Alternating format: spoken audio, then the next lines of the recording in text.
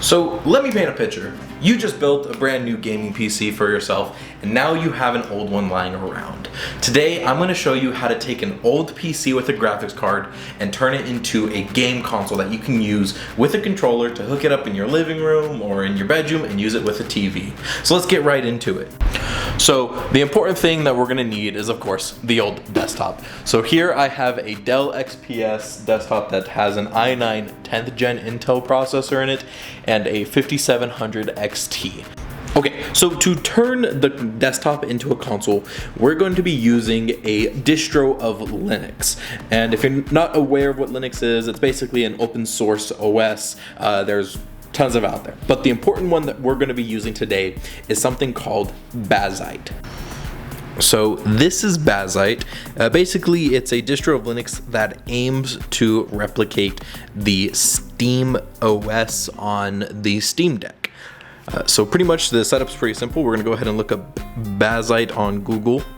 Top right, we're going to get the download Bazzite, all right? And then right here, it's going to ask you what hardware are you using. So we're going to go ahead and we're going to change it to desktop. It's going to ask you for a vendor of your primary GPU, and this is going to be really nice because it's going to pre-pull any sort of drivers that you need on installation, so you don't have to worry about that unlike on regular Windows. So we're going to go ahead and we have a AMD series. So we're going to go ahead and press AMD. What desktop environment do you prefer? This is going to be important. So there's different desktop environments, and we're not really going to use it too much, but in case you do want to put this on a regular desktop or any sort of handheld, you do have two options: KDE, which is going to be similar to the SteamOS desktop, or GNOME. We're going to go ahead and stick with KDE. And then it's going to ask you, do we want to pre-boot into the Steam gaming mode? All right, and so this is going to be important. So because we're going to be turning this into a console, I do want the most console experience. So we're going to go ahead and hit yes. And that's whenever we pre-boot the PC, it is going to boot into Steam desktop mode. So pretty simple. We're going to go ahead and download Bazzite. And as you see right there, we got Bazzite installing. Okay, so next we're going to be using Bazzite Etcher to turn our flash drive into a bootable drive. So pretty simple. We're just going to go ahead and hit download, and then you're going to also want to click the Windows zip folder. Okay, so in our files and our recently download, you're going to go ahead and run Bazzite Etcher.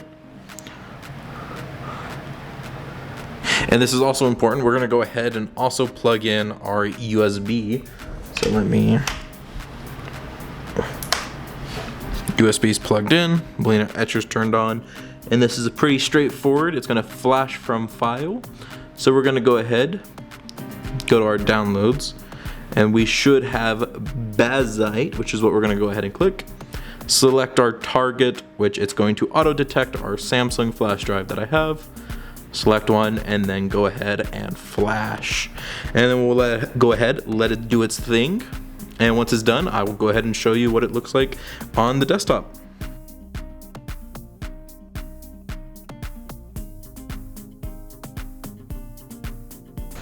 So I did want to bring this up because I also had issues with it.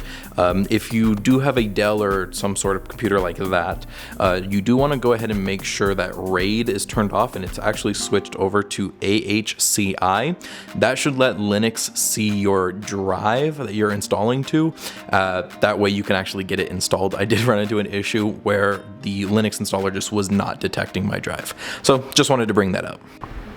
Alright, so we are here at the Bazzite installation screen, so it's just going to ask you for your language, and then I'm doing this on my big TV, probably easier to do it on a monitor, but pretty simple. We're going to go ahead down here at the bottom and say next.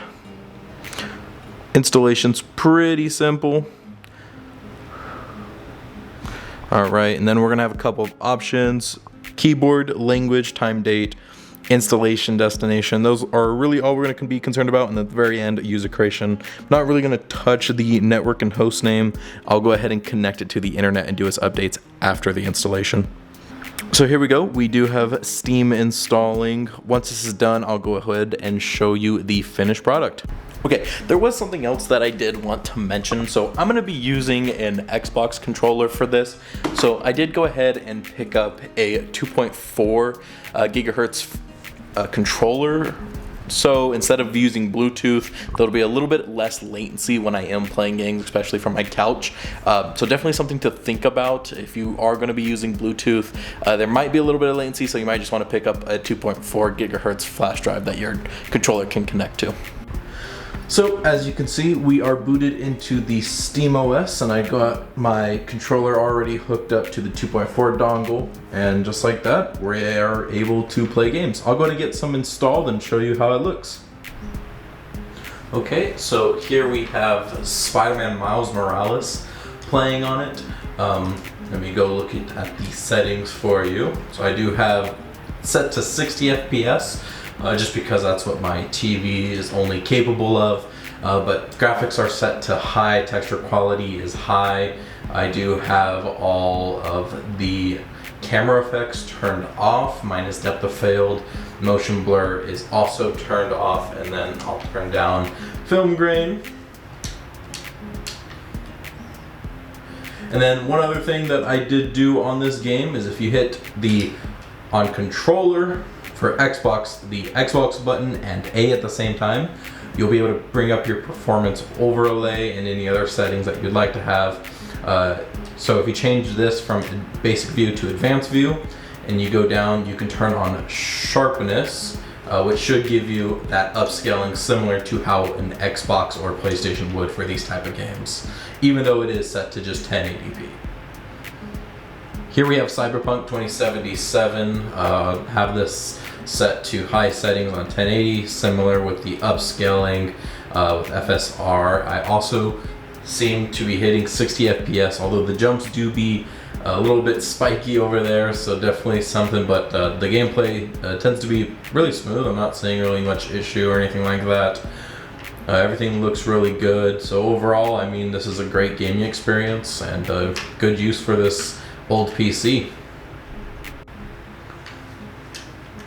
So final game I wanted to show off was Hades. It's an easier game to run, so it's running actually really fine. I'm bad at this one, but overall this project was really fun to work on, and if you have an old PC that you have lying around, you might think about putting a graphics card in it and getting that installed with Bazzite. So you can put it in your living room, maybe hook it up to your TV, or heck, even if you want to put this on your main PC that's strictly just for gaming, definitely would recommend.